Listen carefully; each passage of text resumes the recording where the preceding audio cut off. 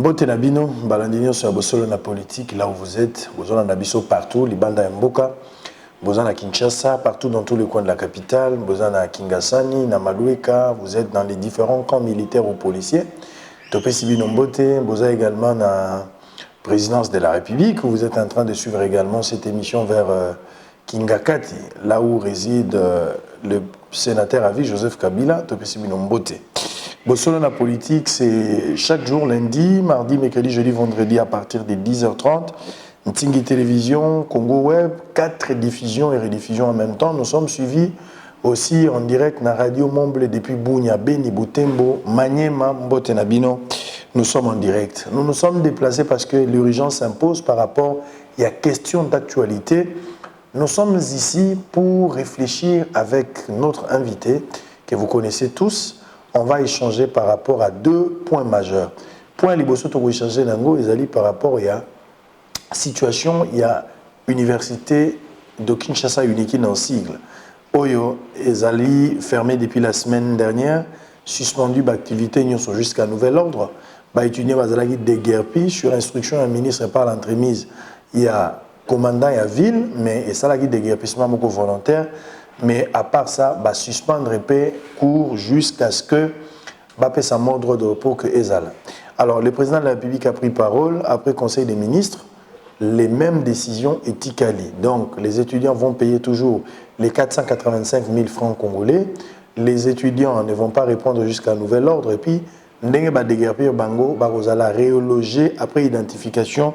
Mais ça paraît que ça sera un travail à long terme. Alors, en dépit de cela, on va aussi évoquer question à Martin Fayoulou, parce que Martin Fayoulou a tenu un point de presse, lobby dans la République démocratique du Congo, après tourner dans l'Est, à la veille, à marche, il y a les 17, où il y a la semaine, où il y a préparé marche, au Banana Pascal, et à la place de Mumba l'échangère. Il y a eu beaucoup de choses, Martin Fayoulou a lobby pour se faire. Nous sommes arrivés ici pour parler avec notre invité. Je présente M. Dr Noël Tchani, candidat na Maponami, il y a 2018, candidat président de la République. Les autres, un habitué de Bosolo na politique, mais aujourd'hui, on a fait quand même de notre mieux. Pour Bissotoya, il a l'habitude de venir, mais quand même, nous sommes arrivés chez lui. Docteur Noël Tchani, bonjour, moi, l'invita. Bonjour, meilleurs vœux. Meilleurs vœux, bonne année. Tokutana Guité depuis 2019 vers la fin là, mais par la grâce de Dieu, nous sommes aujourd'hui. Peut-être que ça sera une bonne occasion également pour vous d'adresser un message et un vœu. Partout. Pour certaines personnes, j'aimerais aussi poser cette question. Je ne sais pas comment vous allez répondre par rapport à ça. Pour nos meilleurs vœux, on ne peut que souhaiter si le pays va mieux. Au moment où le pays ne marche pas, il y a des coins où il y a la guerre, on ne peut pas parler bonne année, joyeux Noël. Qu'est-ce que tu en penses? Oui, je voudrais d'abord adresser à toute la population congolaise mes meilleurs vœux de paix, de sécurité, de stabilité, de fin de misère, de fin de la pauvreté, de création d'emplois. Donc, c'est tous les vœux que je formule donc pour le peuple congolais. Alors, pour ceux qui pensent qu'on peut formuler des meilleurs vœux que lorsque les choses marchent, non, pas du tout.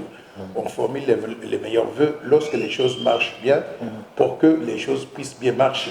Et c'est ça que j'ai fait avec le peuple congolais aujourd'hui. Ça dit même que si ça ne marche pas là où il y a des guerres, on peut aussi parler de meilleurs vœux. Exact. On peut parler de meilleurs vœux, particulièrement par exemple à Béni, parce que je souhaite la fin de la guerre et je souhaite la fin de l'insécurité, le retour donc à la paix. Ce sont les vœux que je formule pour les habitants de l'Est de la République, mais également pour tout le peuple congolais. Alors, les communs de mortels, Bayebi, que vous avez du mal à parler lingala, mais c'est aussi pour Nabango, Bazon Monango, Ezali, erreur, mon n'a pas parce qu'il faut, en tant que président de la République, il faut Tekamono Konabiso.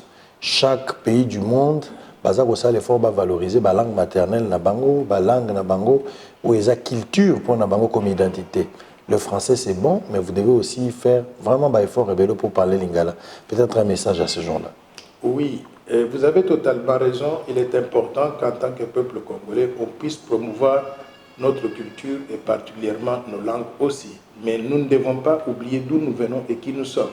Nous sommes la République démocratique du Congo, un pays de 242 000 km², 2 342 000 km², un pays de pratiquement 100 millions d'habitants, un pays où il y a des groupes linguistiques différents. Moi, j'ai grandi dans le groupe linguistique Kasaï, où on parle le Tsholuba, et je parle le Tsholuba relativement bien, et je suis venu à Kinshasa juste des passages pour aller étudier à l'étranger. Donc, on ne peut pas me tenir rigueur. Pourquoi? Parce que je ne parle pas de lingala, pour n'avoir pas vécu pendant très longtemps à Kinshasa. Mais depuis que je suis rentré, croyez-moi, j'ai fait des efforts. J'apprends le lingala, je perfectionne mon Tsholuba et je suis en train de prendre aussi quelques cours donc, de Swahili parce que je voudrais me mettre à niveau avec toutes les langues congolaises. Très bien, merci beaucoup. Donc ça ne peut plus faire l'objet d'un débat, d'autant plus que vous venez d'être éclairé suffisamment par rapport à cette question. Alors on va entamer l'actualité politique. On prend les tout premiers sujets. Comme Batbaro constatant, on a battu Venabango parce que image la situation de l'Unikin, les images sont là. Vous avez suivi comme moi la télévision.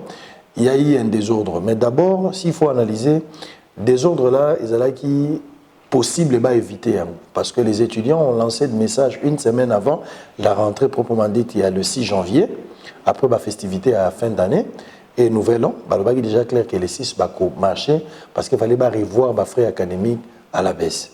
Alors, le gouvernement n'a pas vraiment pris en compte l'avertissement, les chaos est arrivé, acte et vandalisme et salami, saccagé bâtiment administratif, il y a université, moi-même j'étais là comme témoin des images.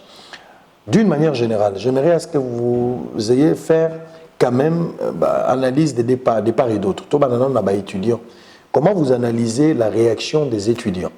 Matisi Minerval, Babimina Balabala, désordre salami, Batumbi, Babouki Yaï de casse, Bapillé, comme on peut le constater, parce que dans la BCDC, j'étais un peu partout, constat Zali très amer. Comment vous analysez le droit garanti par la Constitution, mais de la manière où étudiants, pour les étudiants, et du côté de la présidence, comment vous jugez les décisions prises par les autorités? Je vis avec beaucoup de tristesse la situation à l'université de Kinshasa. D'abord, je voudrais exprimer ma désolation de voir que les étudiants sur qui la République démocratique du Congo peut s'appuyer pour son développement dans l'avenir, ces étudiants se livrent à des activités de destruction qui ne sont pas conformes avec ce que nous voulons réaliser comme pays dans le domaine donc, des ressources humaines. Ce pays, pour se développer, a besoin de ressources humaines bien formées, bien éduquées, bien disciplinées. Et ce que nous avons vu donc, sur le campus de Kinshasa ne correspond pas à cette image-là de ce que nous avons de la vision des ressources humaines donc, congolaises.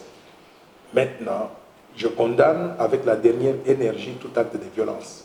Acte de violence pour s'attaquer aux infrastructures universitaires, pour s'attaquer aux biens privés, notamment la Banque commerciale du Congo qui se trouvait sur le campus pour rendre service aux étudiants, pour s'attaquer aux policiers, en tirant sur eux parce que les policiers, on les condamne parce qu'ils tirent sur l'ombre des étudiants.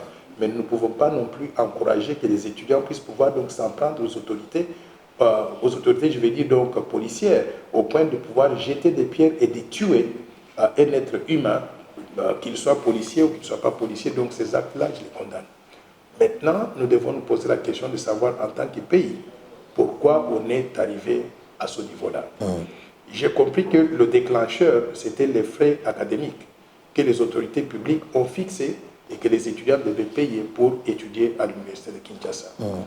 Quand j'analyse le problème, je trouve qu'en 2019, les frais académiques étaient fixés à 245 000 francs congolais. Au taux d'échange de l'époque de 920 francs congolais pour $1. Qu'on appelle communément 92. 92, donc les frais académiques s'élevaient à $266 par an, par étudiant. Maintenant, il y a eu une petite augmentation en dollars parce que ces frais académiques sont passés de 2019 à 2020 de $266 à $285. Quand on fait la différence donc, en dollars, il y a une augmentation d'à peine $20-25. Donc c'est encore dans les limites de l'acceptable. Mais là où il y a un problème, c'est lorsqu'on convertit ces frais en francs congolais, notre monnaie nationale. C'est ainsi que les frais passent de $245 000 à $485 000 485 000 $, on a pris 285 $ multiplié par le taux de change d'aujourd'hui de 1700 francs congolais pour un dollar. Je pense, moi, que le début du problème, c'est quoi? C'est la mauvaise gestion de notre monnaie nationale par la Banque centrale, par le gouvernement. Si on avait une monnaie stable, on n'aurait pas eu ce problème-là. Pourquoi? Parce que les étudiants auraient réalisé qu'il n'y a qu'une petite augmentation. Mais parce que nous avons une monnaie qui a perdu pratiquement la moitié de sa valeur, donc en ayant un taux d'échange qui est passé de 920 francs congolais pour un dollar à 1700 francs congolais un dollar, dans un pays où les salaires des parents sont libellés en quoi? En francs congolais. Donc, il n'y a pas eu une augmentation des salaires des gens en francs congolais pour compenser cette perte donc, des valeurs de la monnaie. C'est ça l'origine des problèmes. Donc, moi, je pense qu'avant de condamner les étudiants, il est important que la Banque centrale et le gouvernement prennent la responsabilité de cette mauvaise gestion de la monnaie qui est à la base donc, de la perte de pouvoir d'achat par les étudiants, par les parents, par toute la population. Mais est-ce qu'il y avait toujours la raison? Parce que, comme vous le dites là, que Nambou, là où il est qui, il ne fallait pas rester NATO, il fallait avancer parce que l'État, qui charge, malgré tout, l'État a couvrir les dépenses. Parce que même s'il fallait parler en termes de budget, on parlerait des 17. Le budget est voté dans 90, tu n'es pas voté en 17. Donc il fallait une enveloppe consistante pour pallier le reste sur les étudiants. L'État est maintenant dans l'impossibilité à continuer à couvrir manœuvre. C'est ainsi qu'il appelait à tous les parents à taux normal pour ne plus laisser la charge au gouvernement. Oui, c'est tout à fait logique et raisonnable que le gouvernement donc, dise qu'il faut que le taux, pas le taux d'échange, mais le montant des frais académiques soit fixé à 285 $, par exemple. 285 $ parce que nous sommes dans une économie dollarisée. Le problème qui se pose, c'est parce que pour avoir 285 $, il faut que les parents, dont les salaires sont libellés en francs congolais, aillent acheter, convertissent en dollars. En convertissant en dollars, ils trouvent que le taux d'échange est de 1700 $. Or, les salaires des parents n'ont pas été augmentés de façon considérable. C'est là qu'il y a le pouvoir d'achat. C'est pour ça que je voudrais encore une fois de plus faire appel aux autorités politiques et particulièrement au président de la République à prendre la stabilisation de notre monnaie comme la priorité des priorités. Si on n'a pas une monnaie stable, on est en train de travailler à contre-courant. Pourquoi? Parce que les salaires des gens ne suivent pas. Et parce que les salaires des gens ne suivent pas, il y aura toujours perte de pouvoir d'achat par la population congolaise. Et par conséquent, la monnaie devient l'instrument principal de paupérisation de la population et de baisse de pouvoir d'achat de la population. Je voudrais juste à titre de rappel informer les téléspectateurs que la monnaie congolaise, le franc congolais, qui a été introduite en juin 1998 au taux de 1 $ égale à 1,3 francs congolais. Aujourd'hui, nous avons la monnaie congolaise qui s'échange au taux de 1 $ égale à 1700 francs congolais. Prenez 1700 divisé par 1,3, vous allez trouver que la monnaie est de 150 000%. Dans ces conditions-là, il n'y a personne dans ce pays qui peut devenir, il n'y a pas de magie. Maintenant qu'il y a des décisions, il faut revenir à la case du départ pour mettre à l'écart la décision, ou bien qu'est-ce que le gouvernement doit faire en urgence? Oui, égard, il y a des décisions, parce qu'il y a suspension effective, il y a tout ce qu'il faut comme activité dans le site universitaire. En dépit de cela, nous évoquons encore les étudiants, les parents à Kinshasa, les outils intérieurs, on va se retrouver. Qu'est-ce que le gouvernement devrait faire, hormis la décision prise tout à l'heure? Je peux comprendre les raisons sécuritaires qui ont poussé le gouvernement à pouvoir fermer momentanément l'université pour pouvoir remettre de l'ordre. Pourquoi? Parce que si les choses débordaient, on allait avoir peut-être donc des pertes de vies humaines et ce qui n'est pas du tout donc souhaitable. Et il fallait peut-être qu'on puisse mettre de l'ordre pendant un temps. Mais il faut que ce temps soit le plus court possible. Pourquoi? Parce que la République démocratique du Congo ne va pas se développer avec des enfants qui restent à la maison, qui ne vont pas à l'université. Nous avons besoin d'avoir des ressources humaines de qualité. Des ressources humaines de qualité, on les obtient en les formant, en les envoyant à l'école tous les jours pour qu'ils apprennent et qu'ils deviennent des meilleurs citoyens que ceux que nous avons été donc jusqu'à présent. Donc par conséquent, j'invite les autorités politiques, le gouvernement, à faire tout ce qu'il faut pour que l'université soit réouverte le plus rapidement possible. Maintenant, en ce qui concerne les résidences universitaires appelées communément home, les résidences universitaires étaient devenues dans un état invivable. Donc les conditions de salubrité n'y étaient plus. À toute chose malheur est bon, on a demandé aux étudiants de sortir librement, ils sont sortis. Il faut maintenant que le gouvernement en profite parce qu'il s'agit ici d'une université publique pour qu'on puisse réhabiliter ces résidences universitaires, qu'on mette les étudiants dans de bonnes conditions pour qu'ils puissent étudier correctement. Entre-temps, aujourd'hui, on a des étudiants qui étaient venus de l'intérieur. Ces étudiants venus de l'intérieur n'ont pas de place où ils peuvent rester. J'invite le gouvernement à pouvoir donner une assistance financière à ces étudiants s'ils doivent vivre à la cité pour qu'ils puissent donc subvenir donc à leurs besoins en attendant que les résidences universitaires donc soient réhabilitées et qu'ils soient autorisés à pouvoir retourner sur le campus. Je voudrais aussi saisir l'opportunité pour dire que j'ai entendu qu'il y avait des gens qui ne sont même pas des étudiants, qui vivaient sur le campus, qui sont des bandits et qui sont peut-être à la base donc, de tous ces troubles-là sur le campus universitaire.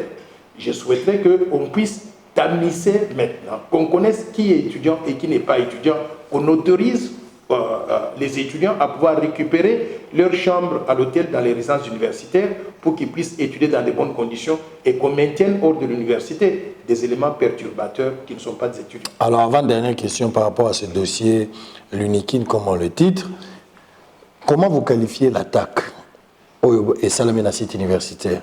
Cette attaque, est allée due qu'il y a eu infiltration, il n'y a pas personne non notamment identifié à présent, on est alimenter le koyo ou bien ça la lecture qu'il peut y avoir un mouvement politique derrière cette histoire? Je pense qu'il peut y avoir la combinaison des deux. Pourquoi? Parce que j'ai parlé avec quelques étudiants, et y inclut les représentants des étudiants, qui m'ont dit que jusqu'à une semaine avant, on parlait donc de troubles à l'université, mais ce n'était pas un mouvement organisé. On ne savait même pas où. Quand il y a une marche, généralement les étudiants disent que la marche va partir de tel endroit, va finir par exemple au rond-point Gaba, et voici le chemin donc à suivre. En ce qui concerne ces activités, il semble que cette fois-ci, il n'y avait pas l'itinéraire. Il n'y avait pas d'agenda, on ne savait pas exactement comment ça allait intervenir. Les étudiants suspectent qu'il y a eu des éléments perturbateurs qui sont venus du dehors de l'université pour venir donc s'aimer l'anarchie sur l'université de Kinshasa. J'invite encore une fois de plus les autorités à pouvoir mener des enquêtes pour qu'on puisse éviter la répétition donc de ce cas, non pas simplement à l'université de Kinshasa, mais dans toutes les universités congolaises, à Kinshasa et dans d'autres provinces de la République démocratique du Congo. Pourquoi? Parce qu'il peut y avoir des intentions malveillantes de certains groupes bien organisés qui veulent déstabiliser la stabilité donc, du pays en utilisant les revendications estudiantines pour arriver à créer donc, du désordre. Donc j'invite sincèrement les autorités politiques à mener ces enquêtes-là jusqu'au bout pour que nous puissions connaître donc, la vérité. Mais entre-temps, il ne faut pas qu'on regarde les étudiants comme étant des ennemis de la République. Les étudiants, c'est l'avenir de la République démocratique du Congo. On doit leur donner tout ce qu'il faut dans la limite du possible pour qu'ils puissent étudier dans de bonnes conditions, qu'ils deviennent des meilleurs citoyens. C'est comme ça que nous allons développer la République démocratique en utilisant les ressources humaines, en utilisant le capital humain comme étant la base du développement du pays.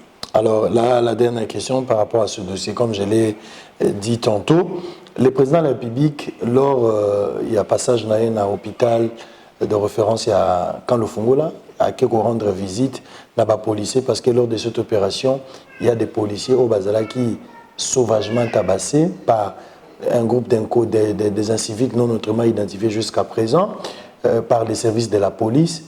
7 policiers au total Bazar vraiment blessés, 7 Bazali n'a pas blessé grave, Bamsou Bazar n'a pas blessé léger. Le président est allé le voir, mais il faudra aussi signaler que des policiers Bakoufaki, suite à la blessure, on a supporté qui en côté. Le président est allé visiter, image en moi, la TV, la radio, n'a sorti à président, geste au batebele loué, mais les gens ont trouvé quand même conclusion à geste en malsain, même si le président n'y était plus, mais le président a payé à chaque policier $1,500. Batonso batali d'abord à Kabimbo on a $, au lieu à franc congolais, Batonso balobi bon au-delà ya kokaba, est-ce qu'il fallait président pesa kaka ba policier on a bon pour encourager bango lecture dans les années. Et effectivement, j'ai vu ces images là, D'abord, je voudrais adresser mes condoléances aux familles de policiers qui ont perdu donc les leurs. C'est une situation qui nous attriste tous en tant que Congolais. On ne veut pas que les Congolais meurent dans des conditions comme ça.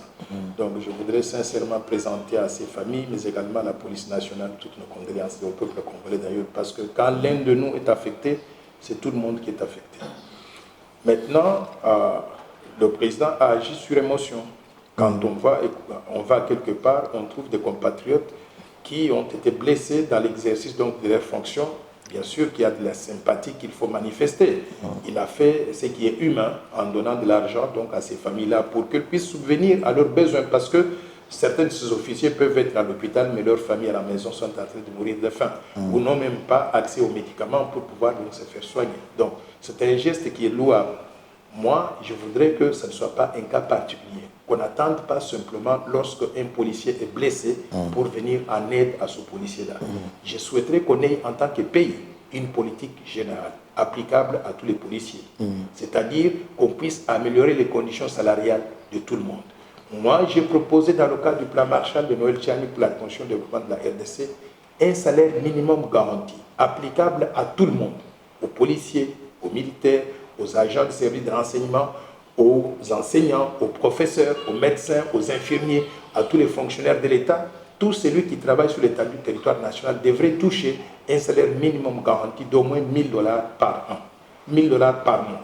Pourquoi? Parce que je considère que ce niveau de salaire-là est suffisant pour permettre à quelqu'un de vivre correctement. Si on paye ce salaire à chacun de nos policiers, à chacun de nos militaires, on n'a pas besoin que le président de la République, lorsque quelqu'un est blessé, aille lui verser donc $1500. Donc il faut qu'on en fasse une politique générale. De cette façon-là, tout le monde va en profiter plutôt qu'avoir 15 policiers qui sont blessés et en ce moment-là, on vient en aide donc à ces gens-là. Bien que saluant l'acte donc du chef de l'État, je voudrais que nous puissions évoluer en tant que pays vers cette politique générale qui s'appliquera à tout le monde et qui va améliorer les conditions de vie de tout le peuple congolais. C'est aussi l'occasion pour moi de lancer un appel solennel pour qu'on ne puisse pas simplement réagir quand il y a un événement, qu'on puisse regarder est-ce que notre armée, est-ce que notre police, est-ce que nos agents de sécurité se trouvent en condition de faire correctement donc, leur travail. Nous avons aujourd'hui des policiers ou bien des militaires qui sont à l'est, à Beni, Butembo, à toute la partie est de la République et qui sont en confrontation avec les rebelles, qui sont blessés de temps en temps ou qui sont même tués. Donc le chef de l'État ne peut pas aller partout chaque fois qu'un policier donc, est blessé pour lui donner donc, de l'argent. Mais si on arrive à améliorer donc, leurs conditions donc, de travail, notamment avec un salaire minimum garanti qui est raisonnable, je pense que tout le monde va être motivé à faire le travail qu'il faut pour protéger les autres compatriotes dans le cadre donc, de leur mission, mais également pour défendre les frontières nationales. Très bien, Noël Tchani, nous sommes arrivés pratiquement à la fin. Nous allons entamer les derniers sujets avant Tokabouana Bino. Laisse-moi rappeler au président de la République le geste vivre pour les autres, ça, nous sommes tout à fait d'accord avec ça, mais la manière de faire, vous avez fait ce que vous avez photo comme à Bazaché, Potokutanana Yesu, Ali Ananda Wunabiso, cette histoire-là, moi, personnellement, je ne suis pas d'accord avec, mes gestes, les alliés salués. En arrivée, je n'ai pas vu ça à Kabila, mais j'ai vu ça en vous, l'essence d'humanisme est très élevée, cette politique de proximité, d'être plus proche du peuple, d'accord. Mais n'oublie pas que au Kenda, il y a Manzalimba, Kotala, la famille est victime d'inondation, corps eza na mort gati lelo bakundi bango na noté ba famille oyo bato babukana ki bazwaki makama baza na niveau ya clinique universitaire bango mo bazo subvenir na basoin na bango aucune assistance de la part du gouvernement na lakisaki bino quelque part na niveau ya île Mongole ezali na commune ya Limete mokoti na kati ya fleuve plus de 5227 familles baza likolo ya mai baza ko vanda mbula oyo ezobeta makasi bato baza kokufa semaine outi koleka bato bakufi bato mibale na lakisaki bino et vous avez promis de faire quelque chose par l'entremise ya ministre ya oyo atali makambo ya humanité Steve Mbika etisi ko suite moko ezali te eza kosala baka ya bongo ezali ebele. Est-ce qu'il faudra ozwa chance à okuta na président de la République pour sepela na boy visite à chef de l'État te mais na crise moko ezotambola nango za papa ya bana ebele éviter kosala ngo na groupe ya bato po bato ebele baza lésé ça fera pas du bien. Oui, vous avez quelque chose. Je voudrais aussi donc dans ce chapitre d'aide humanitaire mentionner quelque chose que j'ai vu de mes propres yeux et qui nous interpelle en tant que pays. Le 31 décembre de l'année 2019, je suis allé partager un repas avec les malades de l'hôpital général de référence. Je voulais juste saluer nos compatriotes parce que je sais que chacun aurait bien voulu être dans sa famille donc le jour du réveillon de Nouvel An. Mais comme il se trouve cloué au lit à cause des maladies, je suis allé sur place. Mais qu'est-ce que je découvre là-bas? Je découvre à l'hôpital général de référence qu'il y a des malades à l'hôpital depuis plusieurs mois mais qui ne reçoivent pas de soins de santé. Pourquoi? Parce qu'ils n'ont pas d'argent. Et parce qu'ils n'ont pas d'argent, l'hôpital ne leur donne pas de médicaments. Deuxième chose, j'étais en contact avec les mamans qui ont accouché. Des enfants de 4 mois, 3 mois, 2 mois jusqu'à quelques semaines. Des enfants en bonne santé, mais pris en otage. Pourquoi? Parce qu'ils doivent de l'argent à l'hôpital. Moi, je voudrais attirer l'attention de tout le monde. Ça, c'est un hôpital public, c'est-à-dire l'hôpital de l'État. On ne peut pas prendre un citoyen congolais en otage après qu'il soit né en bonne santé. Pourquoi? Parce que sa mère doit $50, $100 ou $200 donc à l'hôpital. Je voudrais interpeller le ministre de la Santé, mais également le ministre des Actions humanitaires, Steve Mbikai, et le ministre Dr Eteni, pour que nous puissions régler ce problème-là et permettre à ces mamans de sortir de l'hôpital. Je voudrais aussi faire un appel solennel parce que ça couvre non seulement le cas des policiers qui ont été blessés, mais également le cas de ces citoyens qui sont donc à l'hôpital, qui n'ont pas accès aux soins de santé, ou les mamans qui ont accouché mais qui ne peuvent pas sortir par manque d'argent. J'invite notre gouvernement à accélérer le processus de mise en place de ce que j'appelle l'assurance maladie universelle. L'assurance maladie universelle permettra à tout un chacun de nous de pouvoir se faire soigner en cas de maladie, en cas d'accouchement, en cas de blessure, ainsi de suite. Comment est-ce qu'on peut mettre en place l'assurance maladie universelle? Il suffit qu'on puisse demander à tous, même pas demander, faire passer donc une loi pour que tous celui qui travaille sur l'étendue du territoire national, qu'on prélève par exemple 5% de son salaire, qu'on verse 5% dans la caisse d'assurance maladie universelle.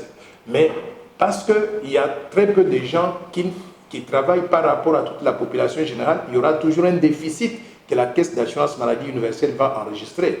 Il faudrait alors que ce déficit soit couvert par ce que j'appelle une allocation budgétaire.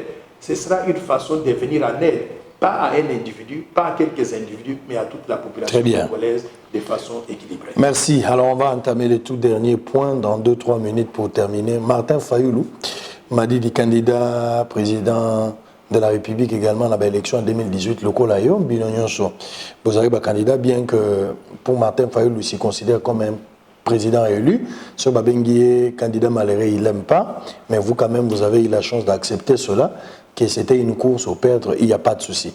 Restons dans cette logique. Martin Fayoulou a sali point de presse, n'a sujet à balkanisation.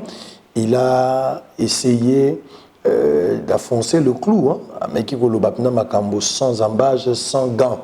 Il dit par exemple, je ne sais pas comment vous allez analyser, vous allez donner votre point de vue, on va conclure par rapport, on va terminer par rapport à ce sujet.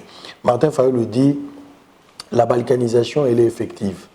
Avec le régime de Kabila, sous le régime de Kabila, la balkanisation est mis 50% déjà.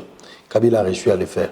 Maintenant que Kabila n'est pas dans l'institution visiblement, mais à travers les personnes qui continuent à diriger, ici Félix Tshisekedi, Kabila continue à travailler parce que pour lui, Félix a totalisé 15% de la balkanisation dans une année à Sali. Donc, si il sa pouvoir, la balkanisation trouvera le corps. Il parle de la balkanisation économique et balkanisation physique. Comment vous réagissez sur ce point-là? Un autre élément, il dit, tant que Azalaki, la conférence nationale souveraine, président Félix Tshisekedi était à l'école. Martin Fayoulou aujourd'hui a l'ongoli confiance même dans Monisco, dans Leila Zigouri, pour ne citer que celle-là, alors que Bazali prise en sandwich et pas Joseph Kabila. Comment vous analysez Martin Fayoulou qui était la vérité des yeux aujourd'hui, a eu luxe, il a combattre la balkanisation, et puis marche chez Ali les 17, Azako Benga Batbazala et Belé, Barobandango na Pascal pour Naosukisa. Na niveau ya échangeur, na statut à Lumumba. Lecture par rapport à la conférence de presse à Martin Fayoulou. J'ai suivi de loin ces déclarations de Martin Fayoulou, de mon ami Martin Fayoulou, parce qu'on est de très bons amis. Et j'apprécie le fait qu'il essaie, comme nous tous Congolais, d'attirer l'attention que le Congo ne doit pas être balkanisé. Nous devons rester un et indivisible en tant que pays. De ce point de vue-là, lui et moi et lui, nous partageons la même vision. Mais je voudrais aussi qu'on ne puisse pas oublier qu'il y a des compatriotes qui avaient réfléchi sur cette question de balkanisation depuis plusieurs années et qui ont essayé d'attirer l'attention de tout le monde. Je voudrais ici saluer Freddy Mulumba, ancien journaliste du journal Le Potentiel, actuellement DGA à la RTNC. Freddy Mulumba, depuis plusieurs années, il parle du risque de balkanisation de la RDC et beaucoup de Congolais n'ont pas fait attention. Donc Martin Fayoul vient entrer aujourd'hui dans un train qui était déjà en marche. Moi, j'entre dans le train qui était déjà en marche et je souhaiterais que nous puissions maintenant, en tant que peuple congolais, nous mobiliser contre ce risque-là de balkanisation de notre pays, que ce soit la balkanisation politique ou la balkanisation économique. Maintenant, est-ce qu'il faut dire que telle personne a balkanisé le Congo à tel pourcentage?